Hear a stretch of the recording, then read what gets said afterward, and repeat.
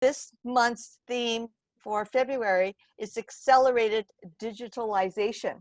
Now, Jeff and his group is going to talk about some really hot industry sectors that are experiencing a pandemic surge. He's going to talk about 6 different sectors. So you can cheat a little bit by going to vantec.ca and click on the agenda, and you will know what those 6 hot sectors are. So this month, we're going to go behind the headlines of the pandemic, the COVID, and just focus on the sectors and the companies that have really done a great job of thriving in this environment, this pandemic environment. It's kind of apropos because it's almost a year since we went into lockdown. Jeff, I'm handing it over to you. Thank you. I'm going to go pretty quick because I have a lot to talk about, but I don't want to get in the way of the star panelists we have coming up later. So first of all, I'm pleased to be here. Many may know me from Rocket Builders and the Radar Rocket List. We'll be announcing something on that later today. But today I'm wearing my Garibaldi Capital hat, and I'm so pleased to be invited to speak about some of the hottest sectors that I'm currently tracking. Garibaldi is a leading technology investment bank in Canada with offices all across Canada. So I'm going to share with you some of the research that we've done. So here's today's agenda. The purpose of my talk is to share some insights on some sectors that have done very well, and many startups are benefiting from these trends. So I'll share some data. I'll tell you what it means to start up in angels, and then I'll have the pleasure of introducing my old friend Rich Osborne to give his perspective on these trends and talk about being Canada's most active VC, corporate VC. And following that, we have an expert panel where we can dive a little deeper into what's cool about these sectors. Pandemic bad versus investment good. So the pandemic was hard on our normal lives and it's very hard on our economy, but investment in tech companies did very well. In fact, it was the busiest year for our investment bank for both raising capital and selling companies. So how is that possible? How can we have a bad economy but great investment climate? What explains these numbers? Well, the simple explanation for VC investment I can make from having been a VC was that whenever there's an economic crisis, VCs will double down on their existing portfolio. So some of this huge amount of investment is them just putting more money into the best companies they've already invested in, or to give them a longer runway and competitive advantage in the markets they play in, right? In other words, they want to win with the companies in their portfolio. The second part of why we see so much investment is that the smarter VCs, that is not all VCs, but the smart ones, will find hot sectors resistant to the economic slowdown in order to get an advantage over other investment funds. In other words, they look for companies that will be accelerated by the pandemic, and we call that pandemic surge. So let me talk a little bit about the pandemic surge. So I created this visual to communicate 2 thoughts I had when thinking about this presentation. Number one is that companies can adapt to get ahead of the pandemic impacts, and some of the best companies have adapted very well. But there's other companies that are focused on sectors where the pandemic can create very powerful forces that they can draft behind. The next slide I have is about forced transformation. A little joke I got from Twitter was, and that around June, we heard from some key CEOs. Microsoft CEO said, we've seen 2 years worth of digital transformation in 2 months. And Adobe CEO said, COVID-19 has accelerated e-commerce growth by 4 to 6 years worth. And in May, McKinsey did a study that said of the $3 billion in telemedicine, prior to the pandemic, they expect over $250 billion to be in telemedicine post-pandemic. So that is a tremendous shift in health. So how do we measure acceleration? You may recognize this chart of flattening the curve for the pandemic, with the dotted line being the hospital beds available, encouraging us to all be safe. This was the curve that was presented to us. But that's not what I'm showing here. What I'm showing here is that in blue was the market opportunity some of these companies had before the pandemic. And in red is this accelerated growth opportunity of the opportunity that they see due to the pandemic. And the dotted line in this case was the fact that a lot of these companies are struggling with getting enough skilled employees to fill the demand that they're seeing. So let's jump into some of the hottest sectors that I've seen. So we all know that communications was pretty big because we saw Zoom and Slack take off, and we saw the importance of broadband as we moved to work from home. We saw that accelerated demand for cloud storage and applications. And then we saw an impact on money, and particularly in fintech, all financial services go digital, and in fact, we all start to do a lot more touchless payment and stuff like that. Then we start to have huge demand online ordering and home delivery. And then we see changes to telemedicine, online learning, and then we start to see more and more connected devices to make our lives easier. And then we start to realize that AR and VR means a new way of interacting in a very changing world. And all of these really cool things, they're all going to fall apart if we don't have cybersecurity. So all of these things were accelerated by the pandemic. And in particular today, I've chose 6 to look at.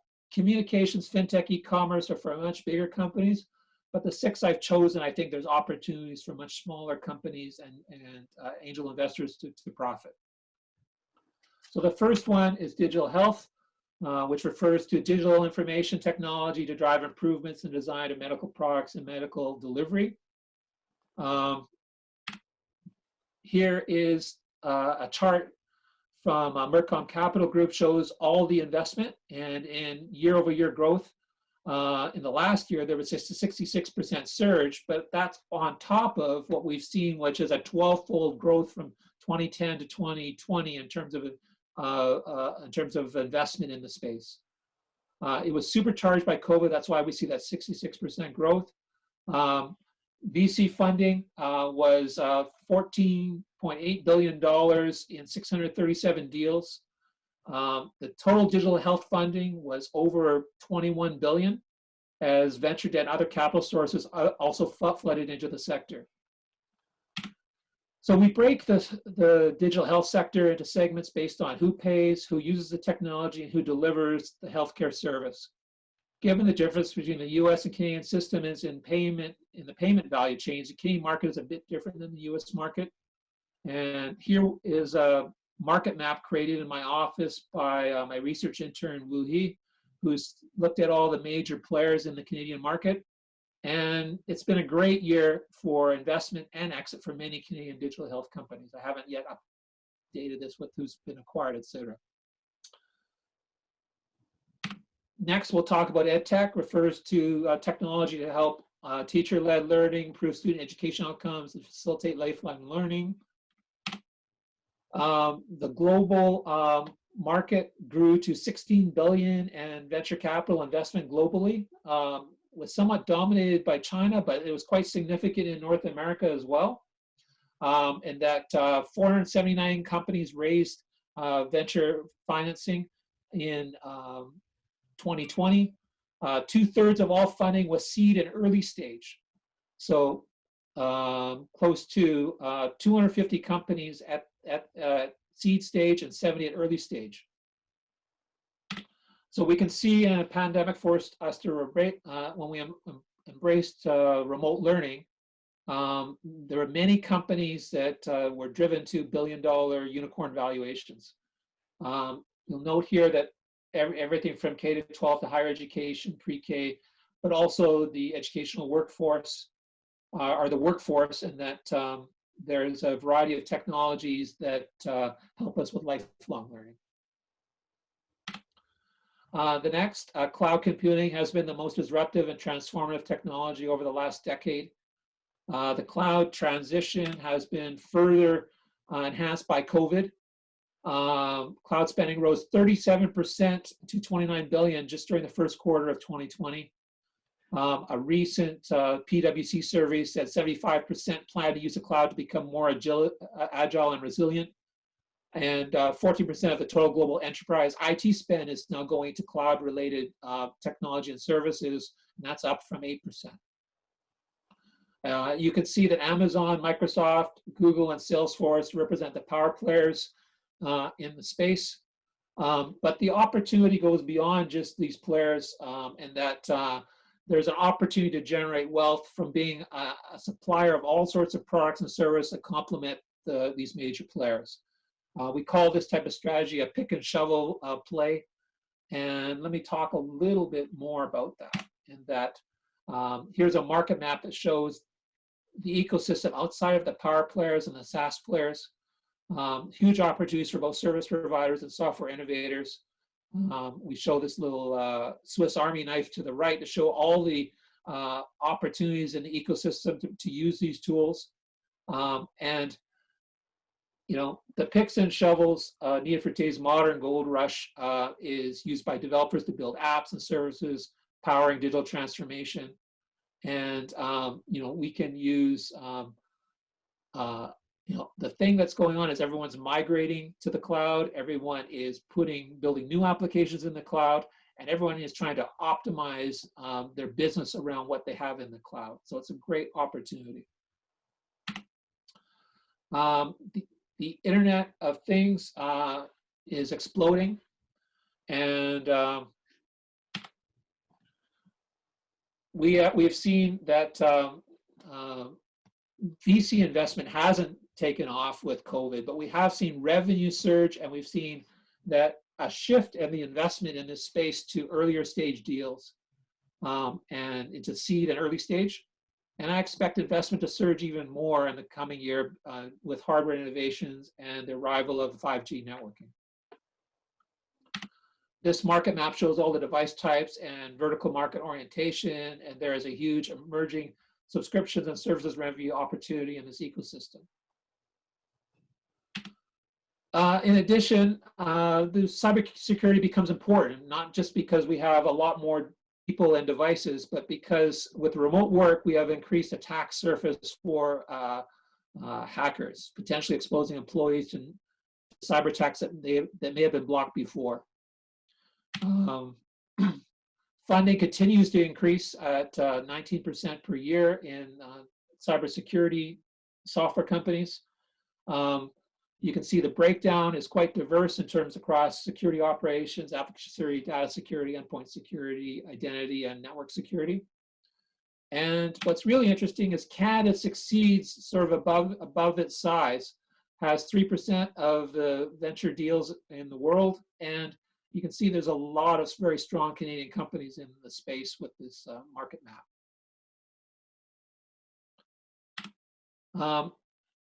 AR, VR is an important emerging field and getting more and more attention during the pandemic. You can see the amount of revenue that's being generated here in terms of hardware and software. This market's been on the cusp of explosive growth, and I believe that there are indications right now that we're actually going to cross the chasm into some pretty interesting market opportunities in this space. You can see the diverse use cases and the industries which are being represented here. Why I think that there's a great opportunity in this space is that what we're seeing is a huge surge in users. We're seeing a huge surge in the number of research projects being commercialized, and we're seeing a huge demand for employees that have the skill sets needed in this space. So I'm expecting to see, you know, 5G and other innovations to continue to drive huge growth of this in 2021.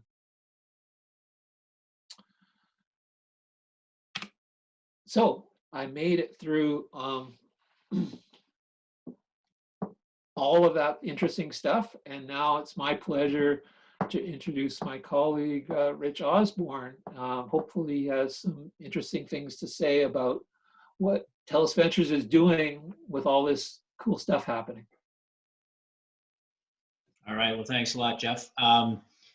Jeff and I, as he mentioned, used to work together.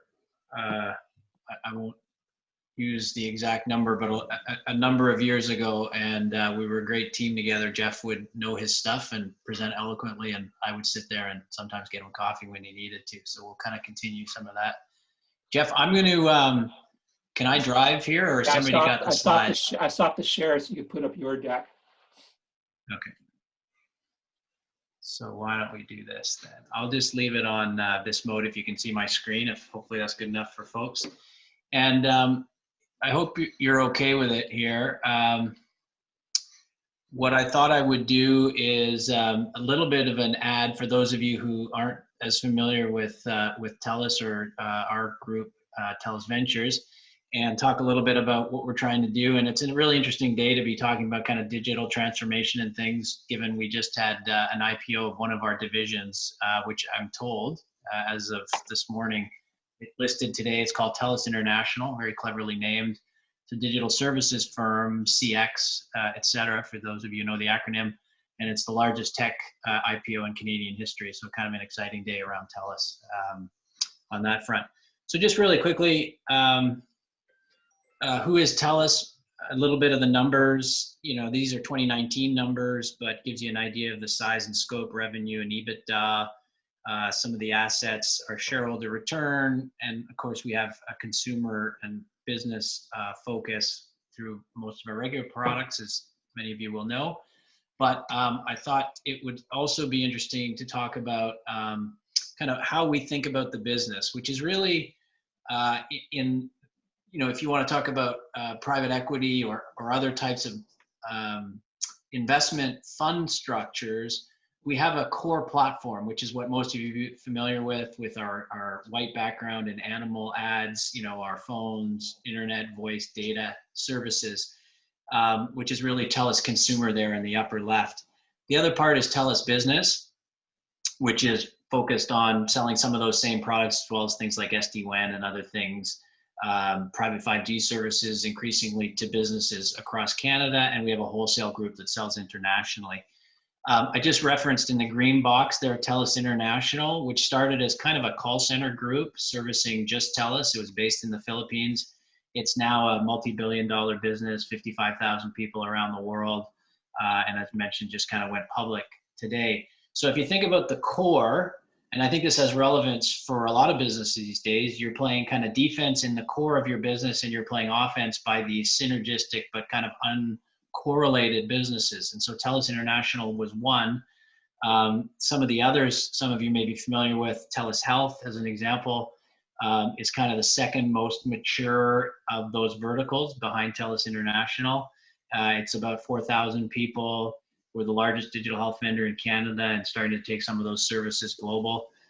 And then the last one, a little bit more recently, we just made a big announcement in the fall, but we've already grown that to be a couple thousand people, is something called TELUS Agriculture. So ag tech across different value pools, basically farm to fork, sustainability, supply chain driven initiatives using kind of our data platform and some of the core expertise that we have. So that's the business in a nutshell.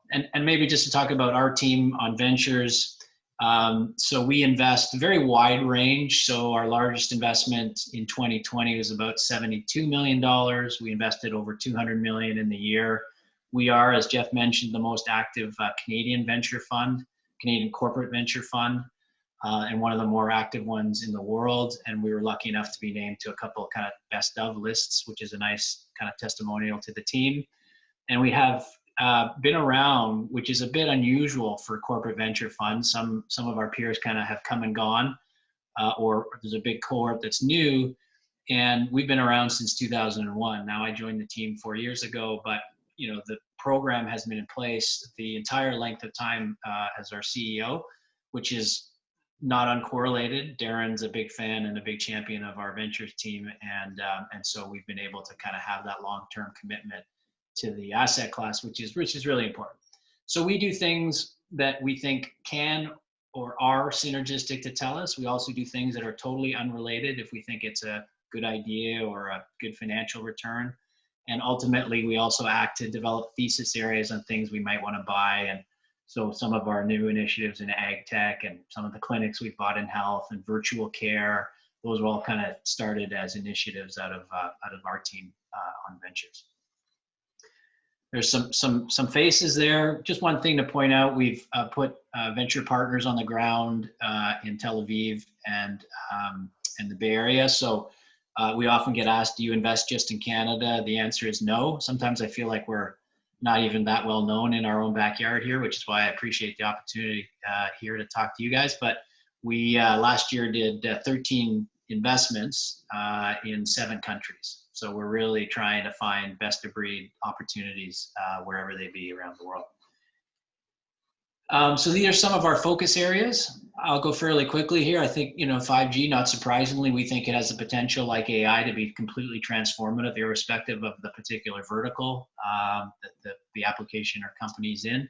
Connected consumer, kind of a catch-all phrase that we use for CX, home support, call center support, this kind of omni-channel consumer experience across our various platforms. Health, I spoke to. Smart cities, we made an investment in a company last year called MyoVision, which is intelligent transportation, and we're spending a ton of time kind of building thesis areas in that vertical as well. And we also bought, for those of you who may not know, a company called ADT, which is home security, and so we're layering on services to the home that kind of bring both a security and a data services angle. And then ag tech I've spoken to. And then at the bottom there, some of the thematic areas that Jeff spoke to, AR, VR, we call them foundational technologies. They have applicability in a bunch of different areas. And we've just, we've signed a term sheet actually in the last few weeks in a quantum security deal, as well as in our first AR, VR. So you can expect we'll be looking more in those areas as well. And then for those of you who know, like TELUS organizationally, corporately, has this real deep commitment to social impact, this notion of kind of triple bottom line. And our team launched, it was announced in late fall, something called Pollinator, which is a new social impact fund, and at 100 million, kind of the largest in Canada in that regard. And then my last slide, just to kind of make it real, I just thought it would be interesting. So I sort of arbitrarily took one area, call it CX, customer experience, and sort of talked about what we're looking for and some of the examples of companies we've invested in. So when you think about digital transformation in our business, what is a customer looking to do? What data sources can we sort of pull together to get a unified view of the customer and do things like next best action? So, those of you in the AI and ML fields, you'll understand the problems and the solution sets, trying to determine and get a pervasive view of a customer and what they do and what they're likely to want, and be proactive about, introducing those opportunities. So somebody who, when we used to flies on WestJet, who banks at RBC, who buys insurance when they fly, might want a certain level of solution in either their business offerings or in their cell phone rate plans, and we can try and position that and give it to them in a more proactive way. So we invested in a company called Integrate.ai. It was ourselves and Power Corp and Georgian Partners and a few others. So that's one example. On self-serve, Cement is a very well-funded company out of Calgary, Alberta, and us in Innovia. And that's really around, again, applying AI for the benefit of consumers or business customers that may be running offside in terms of bill payments, account delinquencies, and introducing solutions proactively to help them get those bill accounts sorted out.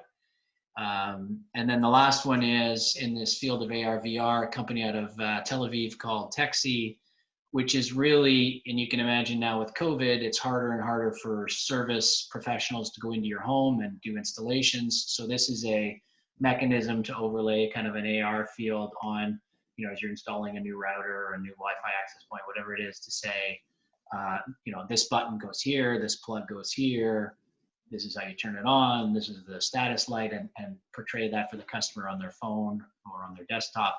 And, it resolves call times, truck rolls, and ideally leads to higher customer satisfaction. So those are just little snapshots of some of our most recent deals. And I think with that, I'm happy to stop talking. Okay, so thanks, Rich. That was really great to see what TELUS is doing, because it really maps to all these trends, and it's interesting to see an investor that has such a broad brush of opportunities they're looking at. So I'm gonna go back to my screen here, and we're gonna introduce our panel now. So as you can see, from my screen here, each of these, you know, Rich and I sort of represent, you know, sort of the broader interest, but each of our other panelists have a specialty in each of the 6 areas I talked about. So I'm going to go through, introduce each panelist and ask them a little bit about why they're so passionate about their space and what's going on in their space. So I'm going to start at the top here with Jeff Auchinlock, who's in digital health. He's the founder and CEO of Claris Healthcare, and I've known Jeff for too long. And Jeff, can you jump on here and tell us a little bit about why you're passionate about digital health and what's been going on? Well, the same passion I've been carrying for years now with Claris, and that is that, you know, we can't afford to be treating our older citizens in institutional settings. We've got to get them into their homes. Nothing has upset me more than seeing pictures of seniors locked down with their hand pressed up against the glass, wanting to have some contact with their families.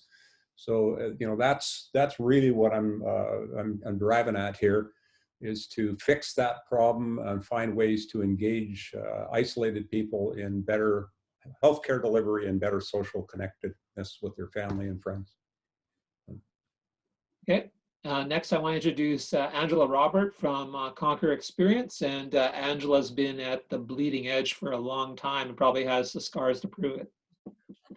That's a good one. So the future that I look at, so I'm coming from AR, VR perspective and education perspective. And, you know, one of the big conversations that we've been having lately is imagine the entire textbook in a AR, VR simulation. So instead of flipping through the pages, you're running through simulations in VR. And this is the way, you know, kids and everyone will learn in the future. My background is I'm really passionate about learning and education and the neuroscience behind it. And AR, VR applied to education, but also I've got an entertainment background, having worked at Electronic Arts. It makes, you know, all those technologies and experiences very, very interesting and fun too. Okay, thank you, Angela.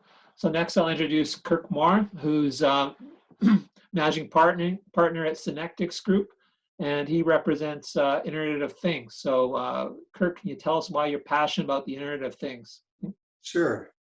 It was a good question, Jeff. It kind of made me a bit philosophical there for a second.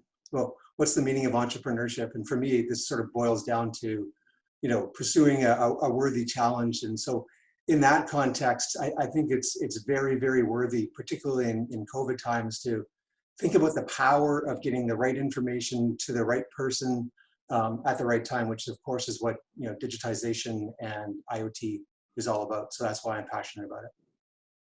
Great, thank you, Kirk. Next, I have Jeff Hulton, who's Chief Revenue Officer at Turnium Technology, representing cybersecurity. Most of us are afraid when we hear the term cybersecurity. So Jeff, tell us why you're passionate about it. Hi, everybody. Well, for me, the networks and security really go hand in hand.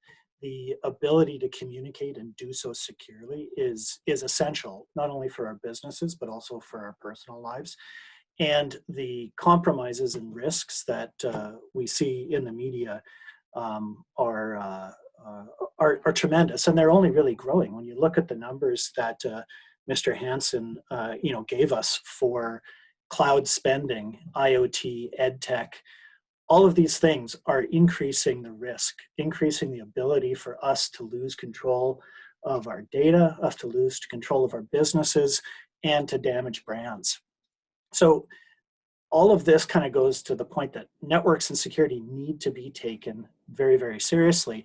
And all those IoT devices, all the mobile devices, all the laptops that we use to connect remotely, all need to be part of a encompassing vision around security. So the cloud isn't just that thing up there. We participate in the cloud. Our corporations are part of the cloud, and securing all of those clouds, branches, devices, remote vehicles, and remote workers is essential. Great, thank you, Jeff. Now I'm going to introduce Rondi Schaus, who I've also known for a long time. And Rondi, you've been a pioneer in EdTech for a very, very long time. Tell us why you're still passionate about EdTech. Is she there?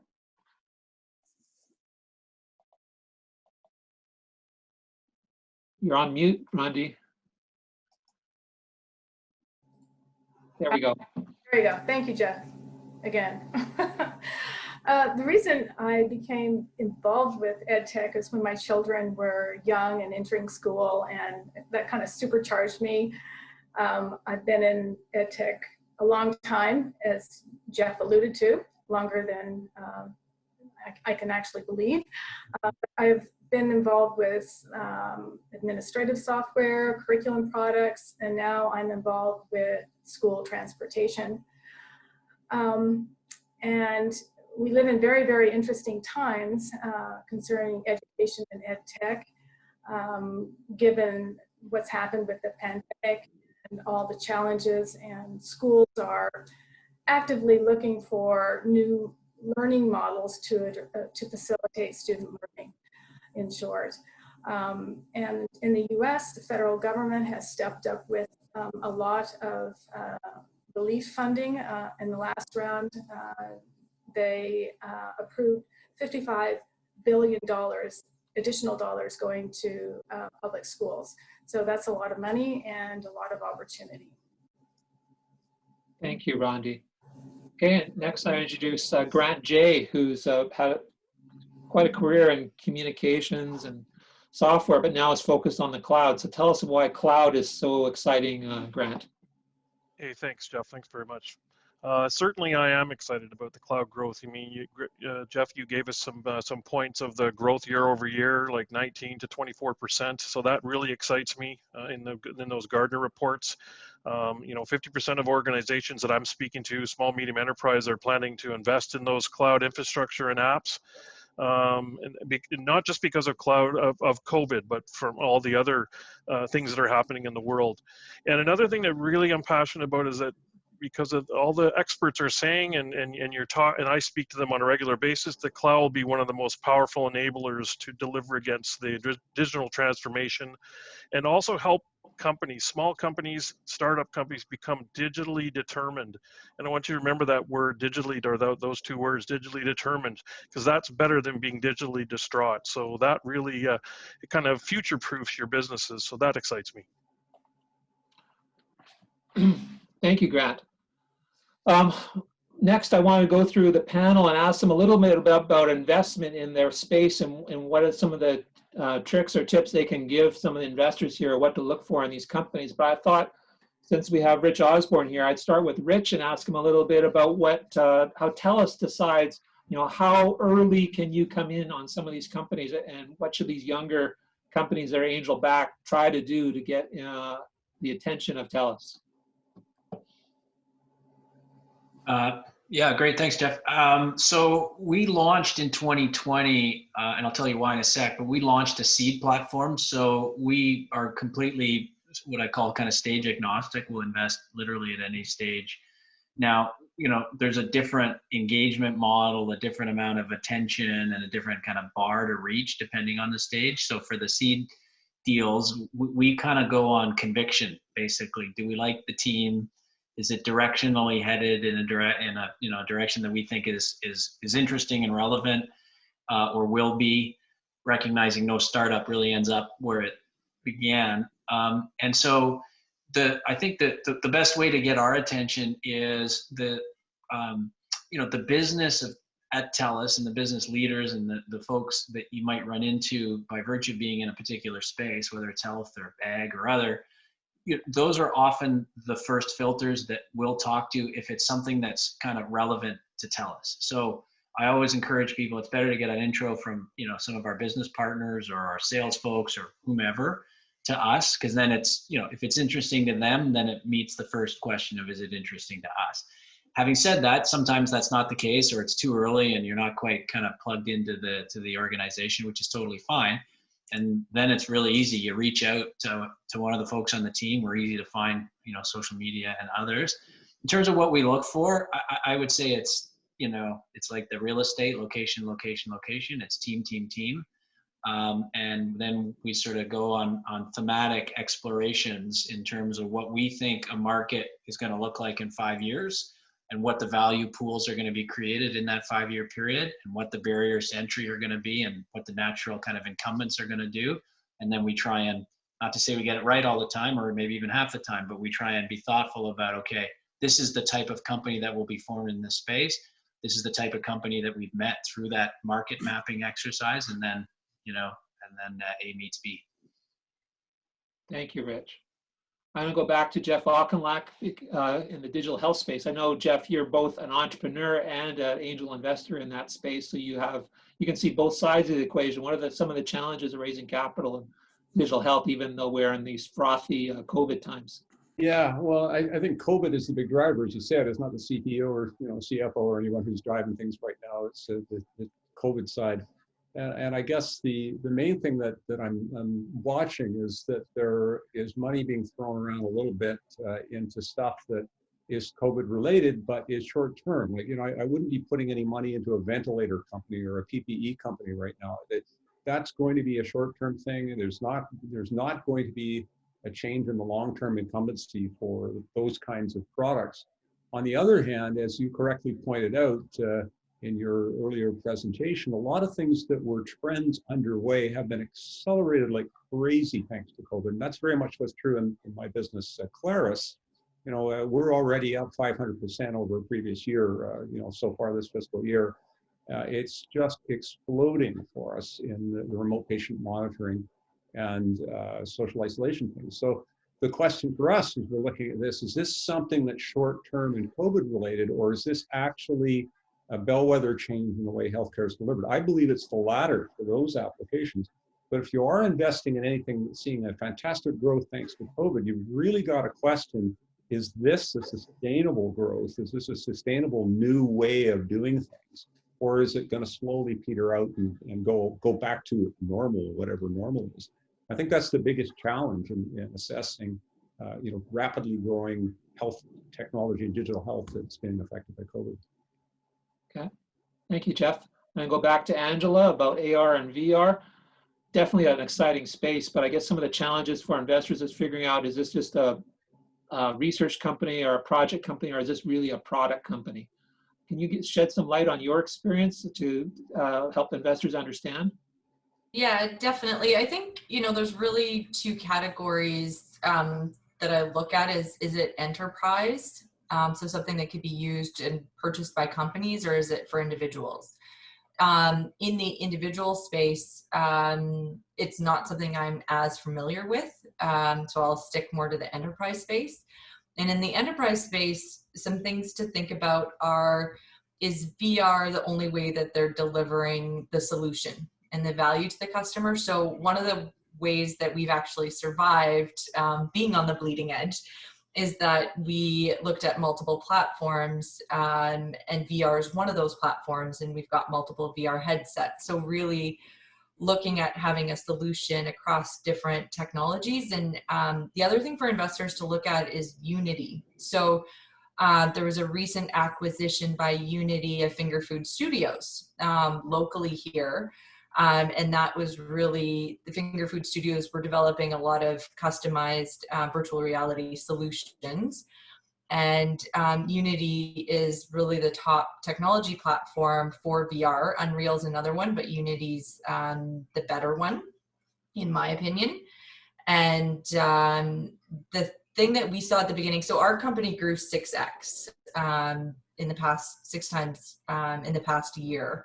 And 50% of that was a brand new market segment, and 50% of that was growing in our existing customer segment. And one of the ways that we are able to transition quickly and go into another market segment is that we had other platforms, and customers were purchasing for VR, but they knew that they could use some of the remote learning capabilities as well. So we were able to, with using Unity technology, really pivot and deliver the solutions in different ways. And I think in virtual reality, and specifically because we're doing healthcare education, the thing for everyone to think about is in this particular space, anybody who delivers content or education with any education technology platform, whether it be a medical device company, whether it be a hospital, all of them are looking at virtual reality solutions today. So every single one of them, and like for us in particular, we've got 8 different market segments that we could look at over time, all which will grow, you know, differently, impacted and accelerated by COVID, but also, you know, they work without COVID happening as well. That's great. Yeah. Yeah, I think that's it. Okay, well, Get my thanks, notes. Angela. We have a bunch of panelists I got to go through, so I'd love to chat with you longer. But Kirk, can you talk a little bit about Internet of Things and Sure. some of the investment challenges?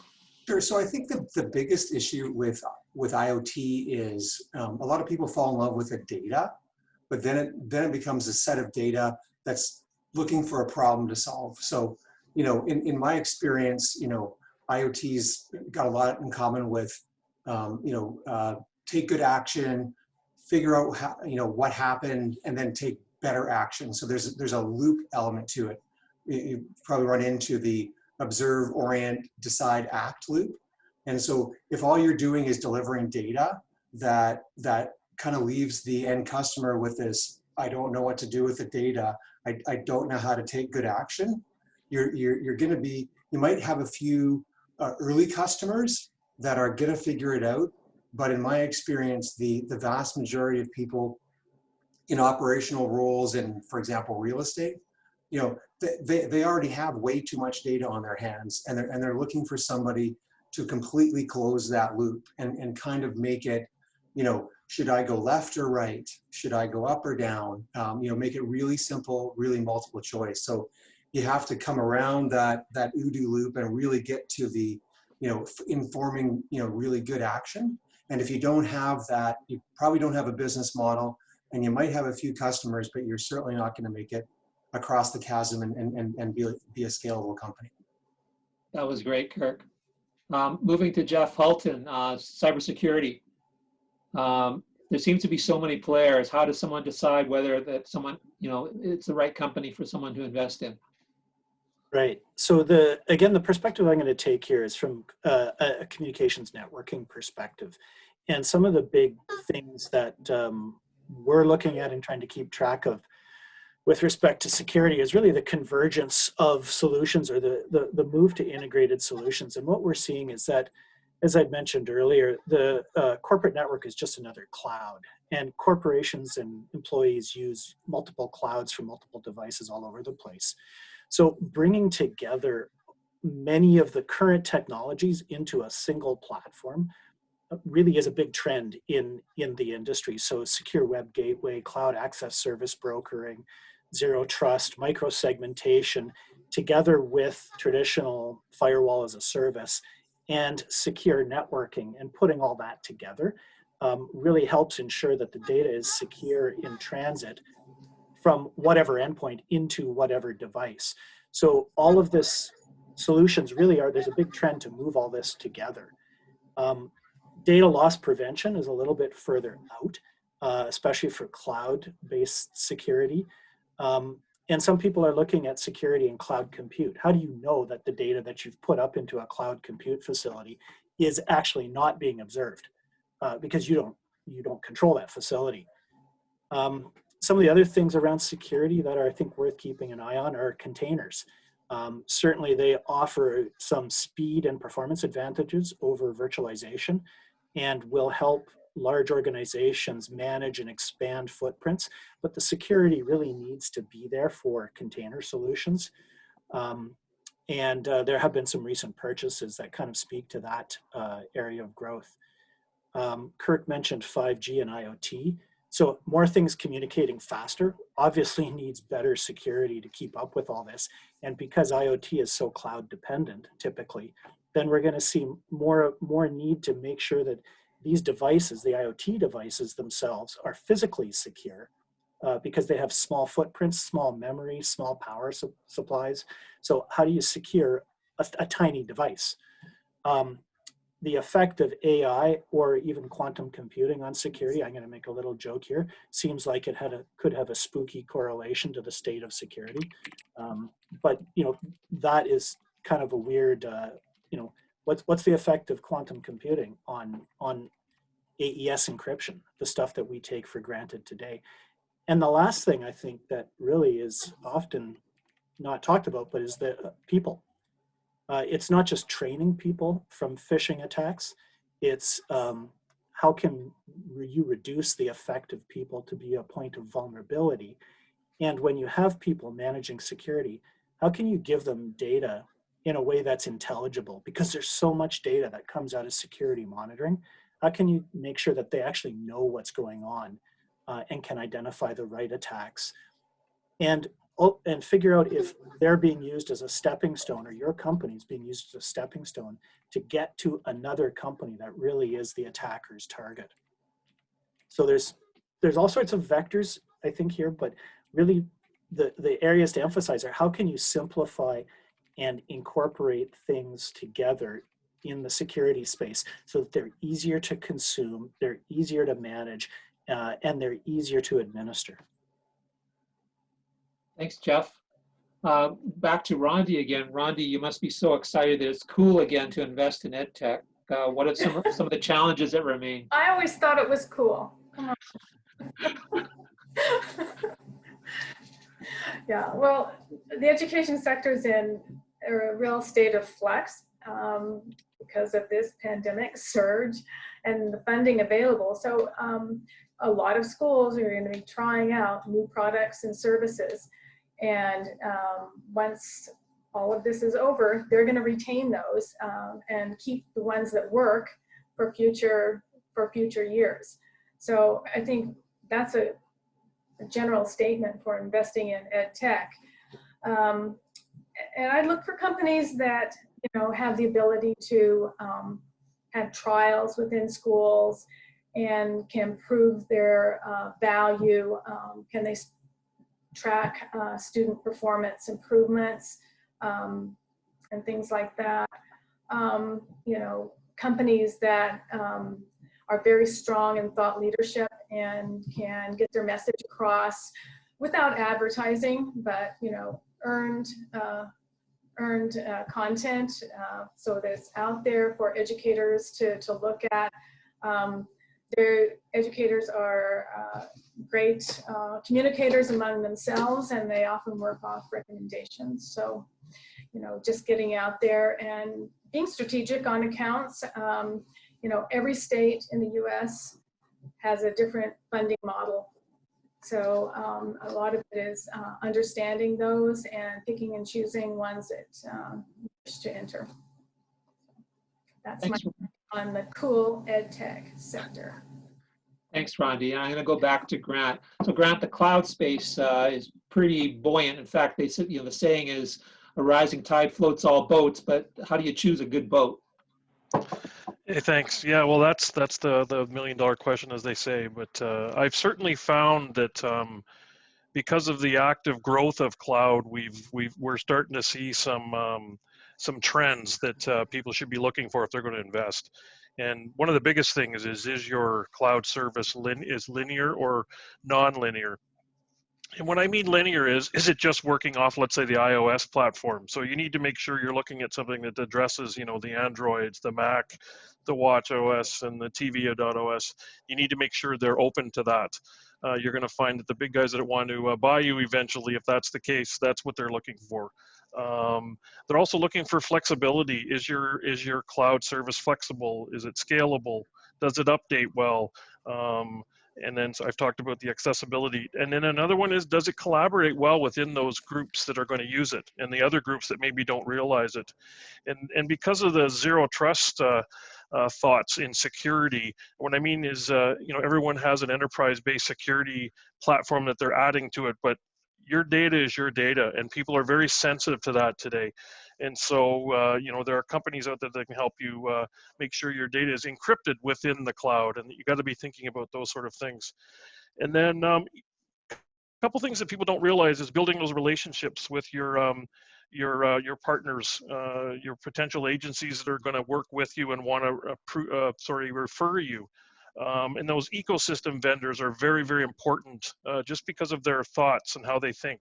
That'll be very key with cloud growth and investing in cloud companies. and that's kind of what I feel is right now. My understanding is Microsoft pays a lot of companies to do stuff on their cloud. Is that true? They do. They certainly have things like Commercial One, and they'll pay you to be on there and find people that want to use your platform. So that's a very good point. Okay. So thank you, panel. I'm going to go back once. I was going to go to open questions, but we're running out of time. But the general open question seems to be a pattern, is everyone wants to know a little bit more from Rich Osborne on how they decide who to invest in. So I might as well use that as the last open question before we go to breakout rooms. Well, I don't know that I have any real secrets. I guess, you know, as an angel investor and as an investor at TELUS, one thing that I've really worked to fix in my own investing, I guess, so if it's helpful, great, is I think in Vancouver, it's easy to get target fixation. And what I mean by that is you meet a great entrepreneur. I'm thinking at the seed level here now, maybe. You meet a great entrepreneur, they check all the boxes, they seem to know their stuff, they're working on an interesting problem you've got some, you know, connection to or some familiarity with. Unless you're a deep domain expert, you know, what you're betting on is the direction, the person, et cetera. And I find that it's easy to sort of say, well, that's the bet I want to make, when the truth is there is so much global activity. The chances are there's a dozen people working on exactly the same problem around the world.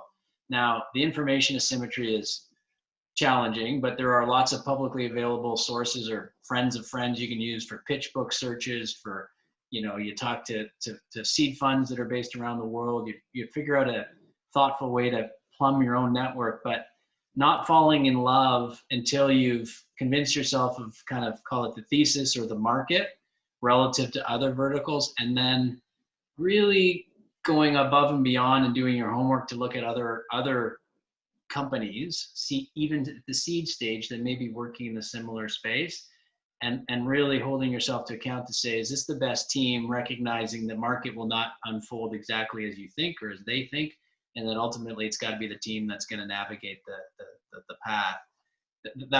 That's my own personal sort of takeaway, is trying to be more dispassionate, more global, and a little bit more comfortable with saying no, even if a lot of things feel right. Okay, that's very valuable, Rich. Thanks for contributing that.